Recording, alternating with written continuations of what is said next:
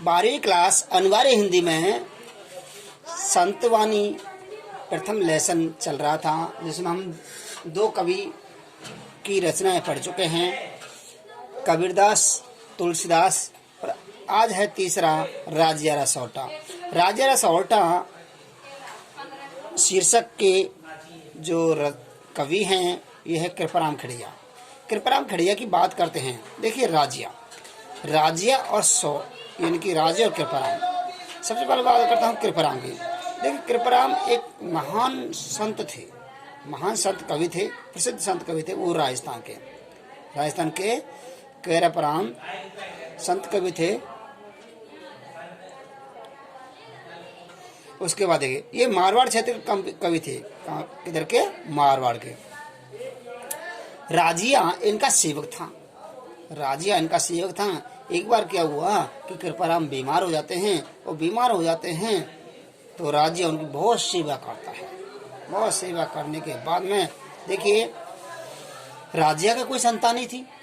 राजिया निसंतान होने के कारण बहुत बड़ा दुखी रहता था कि मेरे कोई संतान नहीं है, और संतान नहीं होने के कारण वो दुखी रहता था। अर्थात कृपाराम जब बीमार पड़े तो राजिया ने उनकी सेवा की। अच्छा, बीमार आदमी की सेवा को कहते हैं शुश्रूषा। क्या कहते हैं? शुश्रूषा। बीमार आदमी की सेवा को शुश्रूषा कहते हैं। अर्थात राजिया ने उनकी बहुत ही सेवा की, और सेवा करने के बाद में कृपाराम इतने प्रसन्न हुए तो उसने कहा कि हे राजिया, आज के बाद मैं आपको कभी दुखी होने नहीं दूंगा। अर्थात संतान क्या करती है? यदि कुपुत्र संतान होती है तुम्हारा नाम डुबा देती है, और सुपुत्र संतान होती है तुम्हारा नाम ऊंचा उठा देती है। अर्थात प्रत्येक मनुष्य यही सोचता है कि मेरी संतान अच्छी हो, जिससे मेरा नाम ऊपर हो, मेरा नाम प्रसिद्ध हो। अर्थात केवल आपका नाम प्रसिद्ध करना है तो मैं आपके नाम को प्रसिद्ध करूंगा। ठीक है, आपने मेरी बहुत ही सेवा की है। अब आपको ये कभी भी महसूस नहीं होगा कि मेरा पुत्र नहीं है। मैं तुम्हें इतना प्रसिद्ध कर दूंगा कि कोई भी पुत्र अपने पिता को इतना प्रसिद्ध नहीं कर पाएगा। देखिए कृपाराम खड़िया की बात करते हैं। कृपाराम खड़िया का जन्म हुआ है 1743 ईस्वी में। जन्म 1743 ईस्वी में, मृत्यु 1833 में। मृत्यु 1833 में। जन्म देखिए 1743 जन्म हुआ है, और 1833 में मृत्यु हुई है। देखिए राजस्थानी भाषा के प्रसिद्ध कवि कृपाराम खड़िया का जन्म तत्कालीन मारवाड़ राज्य के खैराड़ी गांव के निवासी जगराम खड़िया के यहाँ हुआ था। अर्थात देखिए मारवाड़ कहाँ हुआ था? जन्म हुआ इनका मारवाड़ में, मारवाड़ के खैराड़ी गांव में, मारवाड़ के खराड़ी गांव में। पिता का नाम क्या था? जगराम खड़िया। जगराम खड़िया के यहाँ इनका जन्म हुआ था। पिता कौन है इनके? जगराम खड़िया। राजस्थानी भाषा डिंगल पिंगल के उत्तम कवि हैं। अर्थात कृपाराम खड़िया ने जो अपनी रचनाएं लिखी हैं वो डिंगल पिंगल भाषा में लिखी हैं, इसलिए ये डिंगल पिंगल भाषा के उत्तम कवि कहे जाते हैं। अर्थात अपनी रचनाओं में इन्होंने संस्कृत भाषा के शब्दों का भी प्रयोग किया था। इनको संस्कृत का ज्ञान था तो संस्कृत भाषा के शब्दों का प्रयोग किया था। और इसी कारण ठीक है, अर्थात सीकर के राव लक्ष्मण सिंह ने महाराजपुर और लछनपुर गांव जागीर में दिए थे इन्हें। नेक्स्ट देखिए, कवि कृपाराम सीकर के राजा देवी सिंह के दरबार में भी रहे हैं। अच्छा देखिए यहाँ पर कृपाराम को सीकर के राव लक्ष्मण सिंह और महाराज लक्ष्मणपुरा गांव जागीरदारी में दिए। देखिए यहाँ पर ये कृपाराम इतने प्रसिद्ध थे। सीकर का था कौन? राव लक्ष्मण। ठीक है,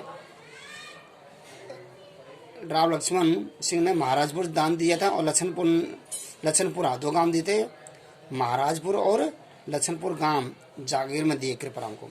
कवि कृपाराम सीकर के राजा देवी सिंह के दरबार में भी रहे हैं। राजिया कृपाराम जी का सेवक था। राजिया कौन था? ये कृपाराम जी का सेवक था। एक बार कवि के बीमार पड़ने पर सेवक राजिया ने उनकी खूब सेवा अर्थात शुश्रूषा की। बीमार आदमी की सेवा क्या करना कहलाता है? शुश्रूषा। क्या की? सेवा अर्थात शुश्रूषा की, जिससे कवि बहुत प्रसन्न हुए। कवि का मतलब कौन? कृपाराम। कोई संतान न होने के कारण राजिया बहुत दुखी रहता था। राजिया के इस दुख को दूर कर उसे अमर करने हेतु कवि ने उसे संबोधित करते हुए नीति संबंधी सोरठे की रचना की। अर्थात राजिया को प्रसिद्ध करने के लिए कृपाराम खड़िया ने नीति संबंधित, नीति अर्थात नियम, तौर तरीके, नीति संबंधी सोरठे की रचना की। सोरठा क्या है? एक छंद है, ठीक है, अर्थात छंदों की रचना की, जो हिंदी व राजस्थानी साहित्य में राजियारा दुहा, राजियारा सोरठा नाम से विख्यात हैं। अर्थात देखिए, राजियारा दुहा, राजियारा सोरठा नाम से विख्यात हैं। इन सोरठे ने सेवक राजिया को कवि कृपाराम से भी अधिक लोकप्रिय बना दिया। देखिए, इन सोरठे में, क्यों सोरठे में किसका नाम था? सोरठे में नाम था राजिया का, और लिखने वाला कौन था? कृपाराम। अर्थात इन सोरठों ने राजिया को कृपाराम से भी अधिक लोकप्रिय बना दिया। लोकप्रिय और प्रसिद्ध। प्रस्तुत पाठ में नीति, आदर्श, लोक मर्यादा की सीख देने वाले सोरठे का समावेश किया है। इन सोरठों में क्या किया? इन सोरठों में नीति और आदर्श, लोक मर्यादा की सीख देने वाले सोरठों का समावेश किया है। केवल देखिए, कोयल व काक की तुलना कर कवि मीठी वाणी की महत्व बताता है कि हमें मीठे वचन बोलने चाहिए। मीठे वचनों से क्या लाभ है और कड़वे वचनों से क्या हानि है। अर्थात इन मीठे और कड़वे वचनों की तुलना कोयल और कौवा के द्वारा की है।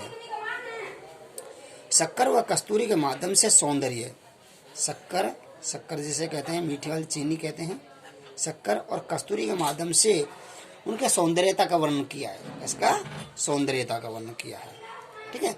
यानी देखिए, यहाँ पर शक्कर अर्थात शक्कर जिसे चीनी कहते हैं, वो कितने सौंदर्य और सुंदर होती है, फिर भी उन गुणों की तुलना नहीं होती। अतः यहाँ पर तुलना गुणों की गई है। किसके? गुणों की तुलना की गई है। सौंदर्य के सामने गुण सबसे अच्छे माने गए हैं। नेक्स्ट देखिए, हाँ, तुलना में सौंदर्य की तुलना में गुणों को श्रेय कर बताता है। दूसरों के कलह विवाद से लोग आनंदित होते हैं। देखिए, जब पड़ोसी के घर में झगड़ा हो जाता है तो लोग उनके पड़ोस में बहुत ही आनंद लेते हैं, ठीक है। हमारा व्यवहार मतलब पर आधारित है। अर्थात देखिए, मान लीजिए पड़ोसी से हमारा व्यवहार पड़ता है तो हम पड़ोसी से मतलब की बात करते हैं। यदि हमारा पड़ोसी से मतलब निकल जाता है तो हम उसको पूछते भी नहीं हैं। आगे देखिए, मुख पर मधुरता और हृदय में खोट रखने वाले लोगों में आत्मीयता संभव नहीं है। कुछ लोग ऐसे होते हैं, तुम्हारे मुंह के सामने, तुम्हारे सामने तो मीठी मीठी बात करते हैं और पीछे से क्या करते हैं? चुगली करते हैं, खोटी करते हैं, जो क्या है? संभव नहीं है। मैत्री निर्माण हेतु समर्पण व सरलता जरूरी है। मैत्री निर्माण अर्थात मैत्री मित्रता हेतु समर्पण और सरलता जरूरी है। श्री कृष्ण ने अर्जुन के लिए रथ हाँकने तक का काम किया था। श्री कृष्ण ने रथ हाँकने का काम किया था, क्योंकि वो सच्चे मित्र थे। सच्चे मित्र के कारण उन्होंने क्या हाँका? रथ हाँका था। आजकल हिम्मत की ही कीमत है। अर्थात कोई व्यक्ति बिना हिम्मत के कार्य करता है तो उसकी कोई कीमत नहीं है। यदि कोई व्यक्ति हिम्मत और धैर्य से काम करता है तो उसकी कीमत मानी जाती है। हिम्मत रहित व्यक्ति की कीमत रद्दी कागज सी हो जाती है। अर्थात यहाँ पर रूपक अलंकार है। यदि कोई व्यक्ति जिसमें हिम्मत नहीं है और बिना हिम्मत के काम करता है तो वो एक रद्दी कागज के समान माना जाता है, मतलब उसकी कोई कीमत नहीं है। जैसे प्रकार रद्दी कागज की कीमत होती है, इस प्रकार उसकी कीमत होती है। ठीक है, अब ये है हमारे 1 2 3 4 5 6 7 दो हैं। ठीक है, 7 दो हैं, इनको नेक्स्ट क्लास में पढ़ेंगे। ठीक है, एक देख लेते हैं। उपजावे अनुराग कोयल मन हर्षित करे, कड़वो लागे काक रसना राजिया।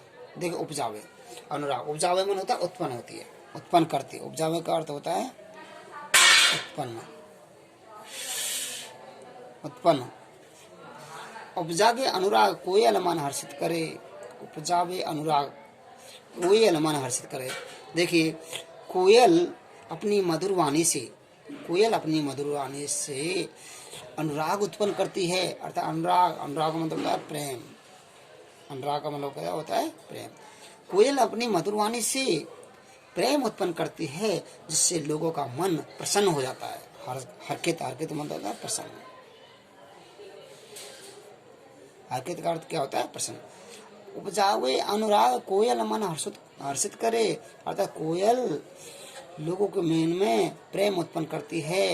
क्या करती है? प्रेम उत्पन्न करती है, जिससे लोगों का मन प्रसन्न होता है और लोगों के मन को प्रसन्न करती है। कड़वो लागे काक रसना राजिया, यहाँ कहते हैं, अर्थात कृपाराम जी कहते हैं, कृपाराम जी कहते हैं कि हे राजिया, कड़वे की जो वाणी है वो कड़वी लागी है। कैसी लगती है? कड़वी लगती है। रसना, रसना होती है जीव, रसना रा गुण राजिया। हे राजिया, ये सब जीव की वाणी की गुणों की महिमा है। हे राजिया, ये सब जीव के वाणी की गुणों की ही रचना है, अर्थात उसकी ही क्या है? महिमा है। अर्थात ये सब किसके कारण होते हैं? ये जीव के कारण ही होते हैं। अर्थात मधुर वाणी सबको प्रभावित करती है। मधुर वाणी का प्रभाव हमेशा अच्छा होता है। मधुर वाणी का प्रभाव कैसा होता है? हमेशा अच्छा होता है। एक बार पुनः देखिए। उपजावे अनुराग कोयल मन हर्षित करे, अर्थात कोयल प्रेम उत्पन्न करती है, जिससे लोगों का मन हमेशा क्या होता है? प्रसन्न रहता है। और कौवे की वाणी कैसी होती है? कड़वी होती है। कौवे की वाणी हमेशा कड़वी होती है, वो कड़वी लगती है, जिससे कड़वी होती है। रसना रा गुण राजिया, अर्थात हे राजिया, ये सब जीव की वाणी के गुणों की ही महिमा है। ये सब जीव की वाणी की गुणों की महिमा है। अर्थात कहने का तात्पर्य है, मधुर वाणी का प्रभाव सदैव अच्छा होता है। ठीक है, थैंक यू। इसके बाद हमारे 6 दोहे को हम 6 सोर्ट को कल पढ़ेंगे। ठीक है, शॉर्ट है। Thank you.